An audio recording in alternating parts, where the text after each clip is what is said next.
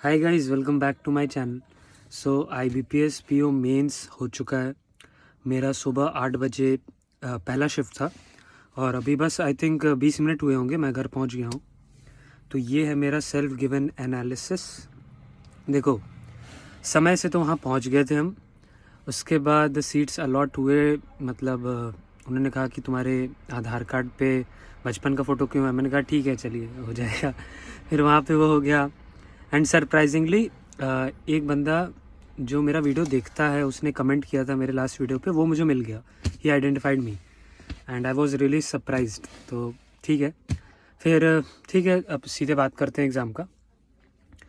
तो एग्ज़ाम शुरू हुआ पता नहीं कितने बजे। ठीक है, पहले रीजनिंग सेक्शन खुला, part A part B. Part A में 15 क्वेश्चंस 2 मार्कर के, और पार्ट बी में आई थिंक 30 ही क्वेश्चंस थे 1 मार्कर के।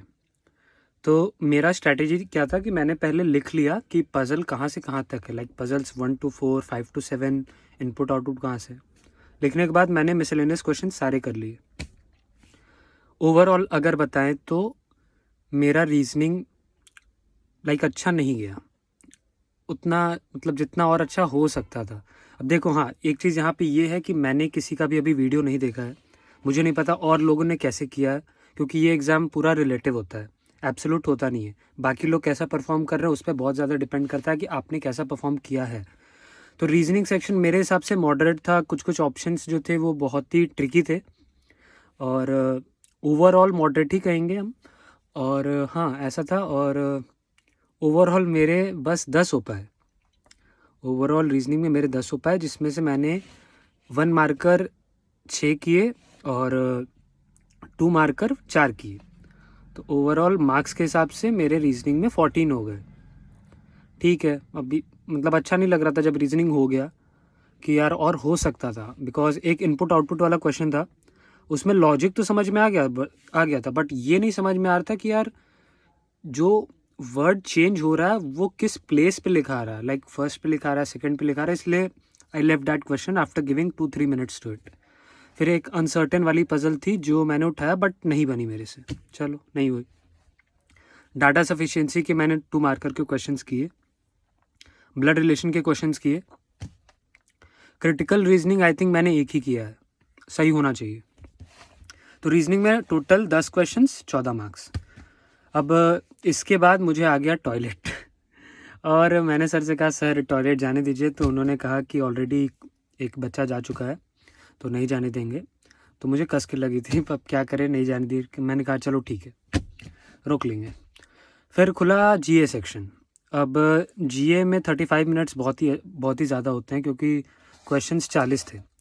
GA में यार क्वेश्चंस पता 20 नवंबर तक के आए थे। एक क्वेश्चन था, मुझे एग्जैक्टली याद नहीं आ रहा क्या था, बट कुछ तो था, स्पोर्ट्स से रिलेटेड ही था।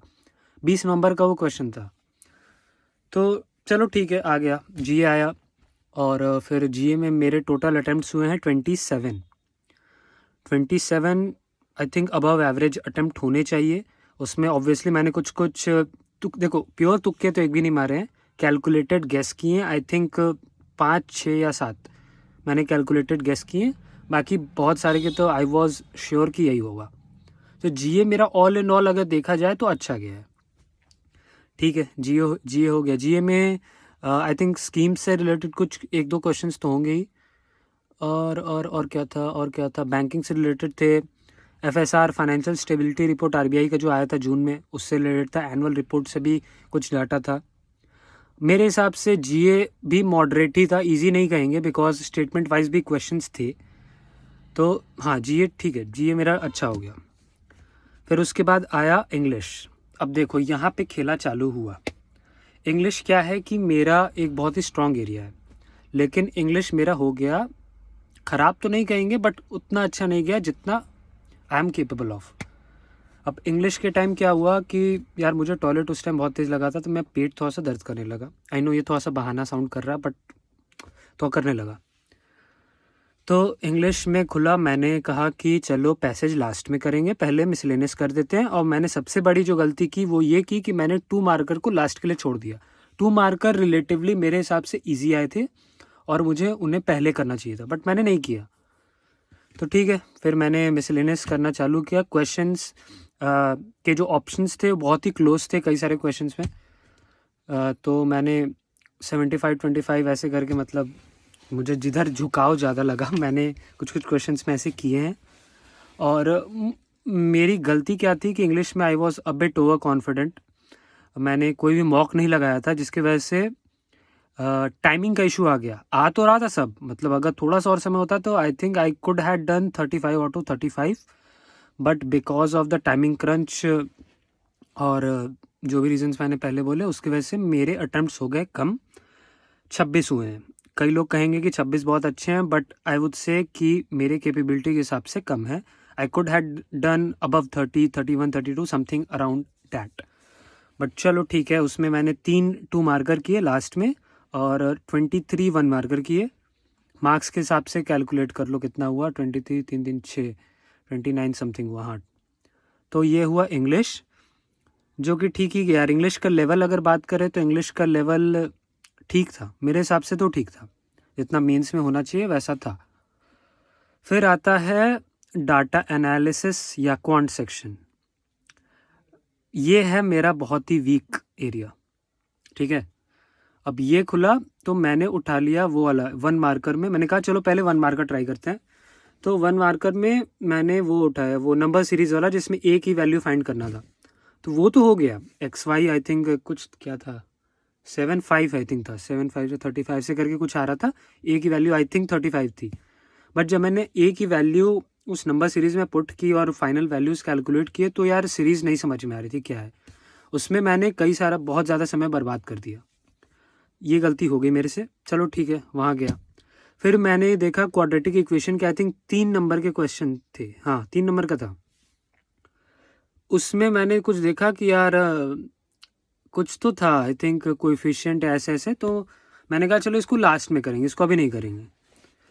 फिर मैंने आई थिंक एक अरिथमेटिक पकड़ा, वो मैंने कर लिया, but I was 50-50 on it, but मैंने मार्क कर दिया।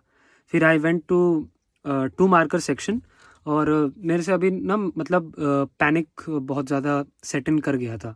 I was panicking in the exam in the quant section, because मुझे लग रहा था मैं सेक्शनल भी नहीं निकलेगा, क्वांट्स में मुझे आ ही नहीं रहा था कुछ।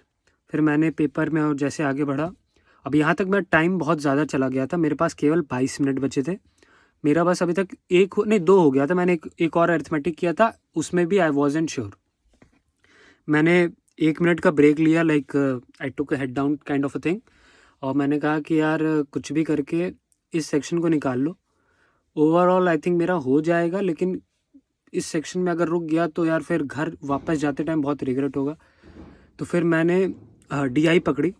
DI में एक भगवान भरोसे भाई, भगवान की बहुत कृपा है कि एक मैन्युफैक्चरिंग वाला DI था। आई थिंक उस DI ने बहुत लोगों को बचाया होगा, जिन लोगों का अकाउंट्स बहुत वीक है। तो उसको मैंने उठाया, वो मेरे से तुरंत हो गया। उस पर 6 क्वेश्चंस थे, मैंने 6 बना लिए। तो 6 × 2 12 मार्क्स मेरे पक्के हो गए। अब मेरा टाइम ही ख़त्म हो गया था इस टाइम तक। और मैंने एक और DI उठाई, वो डिस्काउंट वाली मैंने आई थिंक एक ही किया। फिर मेरे पास 1 मिनट समथिंग बचा था, 1 या 2 मिनट कुछ बचा था। फिर मैंने कहा कि यार वो पीछे छूट गया, तो कोएफिशिएंट क्वाड्रेटिक वाला वो करते हैं, बट उतने टाइम में नहीं हो पाया। तो क्वांट्स में मेरे केवल 7 अटेम्प्ट हैं, 7 2 मार्कर हैं, 7 सही होते हैं तो 14 मार्क्स हैं। एक गलत हो सकता है, बट चलो 6 तो DI वाले तो पूरे सही हैं। ये हो गया DI आई थिंक मेरे हिसाब से मॉडरेट थी, बिकॉज क्वांट्स मेरा बहुत अच्छा नहीं है, तो यार I can not give clear picture of how it went, मतलब हाउ और लोगों का कैसा गया मुझे नहीं पता, बिकॉज मैंने उतना जैसे बताया एनालिसिस नहीं देखा है। क्वांट्स भी मेरा सब स्टैंडर्ड ही गया। फिर उसके बाद आता है डिस्क्रिप्टिव सेक्शन। डिस्क्रिप्टिव में पहले लेटर खुला, लेटर 3 लेटर थे। एक था लेटर टू द एडिटर, एक था letter to the I think क्या था यार, एडिटर वाला क्या था कि आपको लिखना है कि उन्होंने रिसेंटली ही has written some article on non commercial use of renewable energy. मैंने यही वाला किया। आई थिंक मेजर लोगों ने यही किया था, बिकॉज ये एडिटर पे था। एक लेटर आई थिंक MLA या मेयर को लिखना था, कुछ तो था, आई थिंक पार्क बनाना है या ऐसा कुछ था, और एक और था, मुझे याद नहीं वो। तो I picked up that editor वाला, और मैंने पहले से GS सेक्शन में लिख तो रखा था कि फॉर्मेट क्या होगा, like address, but branch manager वो सब कुछ नहीं आया, वो वाला लेटर। तो मैंने कहा चलो ठीक है, तो फिर मैंने लिखा और लेटर में कुछ समय लगा। लेटर में मेरा कुछ लाइक वर्ड लिमिट एक्सीड कर गया था, तो मैंने फिर बैक स्पेस से सब हटाया ऊपर जाके एरो की से। फिर आई थिंक मेरे 20 वर्ड्स ऐसा था कि 20 वर्ड्स ऊपर जाएंगे तो ज़्यादा हो जाएगा, तो मैंने 20 का गैप रखा था जो कि ठीक था। 150 से 80 के बीच में लिखना था, तो आई थिंक मैंने 155-56 कुछ तो लिखा होगा। अब मेरे पास बचे थे 16 मिनट या 15 मिनट कुछ, और खट खट खट की आवाज़ यार हर तरफ आ रही थी, एकदम नरक मच गया था। फिर उसके बाद खुला ये ऐसे वाला। ऐसे वाले में भी 3 था, एक था फ्रीलांस और गिग वर्कर्स जो होते हैं उनके ऊपर था, एक था ऑनलाइन फार्मेसी और डॉक्टर कंसल्टेशन जिस पे मैंने लिखा, एक और था यार, एक और मुझे पता नहीं क्यों याद नहीं आ रहा अभी, एक और था समथिंग कुछ तो था, तो मैंने ऑनलाइन फार्मेसी वाले पे लिख दिया। लिखने को तो यार बहुत कुछ है, क्या क्या क्या लिख सकते हो कि इंटरनेट पेनिट्रेशन बढ़ गया है जिसकी वजह से इवन रूरल पीपल जो पहले हेल्थ इंफ्रास्ट्रक्चर या हेल्थ इकोसिस्टम का पार्ट नहीं थे वो लोग भी कवर हो गए। तो ऐसे ऐसे करके मैंने बना के लिख दिया। आई थिंक वर्ड लिमिट भी ठीक था, 2 या 3 वर्ड बचा था फुल होने से। तो वो overall I would say my descriptive went very well and I am expecting 15+, मतलब 15 minimum. I am saying maximum 20 मिलना चाहिए, 15 से 20 के बीच में रेंज करेगा। ओवरऑल अटेम्प्ट की बात करें तो ओवरऑल मेरे क्वेश्चन के हिसाब से हुए हैं 70 एक्सक्लूडिंग डिस्क्रिप्टिव। मार्क्स के हिसाब से देखें तो 84 होगा, जब 2 मार्कर को अगर ऐड कर लेंगे तो 84। ऑब्वियसली 84 आउट ऑफ 84 तो सही नहीं होगा। और फिर डिस्क्रिप्टिव है।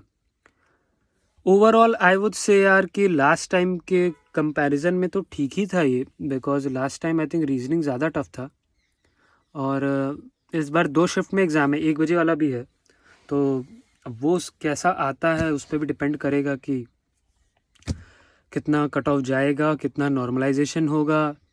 अब तो रिज़ल्ट यार आई थिंक खिचड़ी के टाइम पे ही आएगा, जनवरी 10 तक। तो और तब तक अभी कोई एग्ज़ाम है नहीं। I think SBI PO SBI clerk is around the corner, पता नहीं कब आएगा। अच्छा ठीक है, आप लोगों के कैसे हुए, आपका कितना अटेम्प्ट हुआ है एक्सक्लूडिंग डिस्क्रिप्टिव बताना। अगर डिस्क्रिप्टिव का बताना, डिस्क्रिप्टिव का क्या ही बताओगे, छोड़ो। डिस्क्रिप्टिव का तो I think sectional cut off 10 जाता है। अगर आपने ठीक ठाक लिखा है, ग्रामेटिकल एरर नहीं किया है तो उसमें कटेगा नहीं।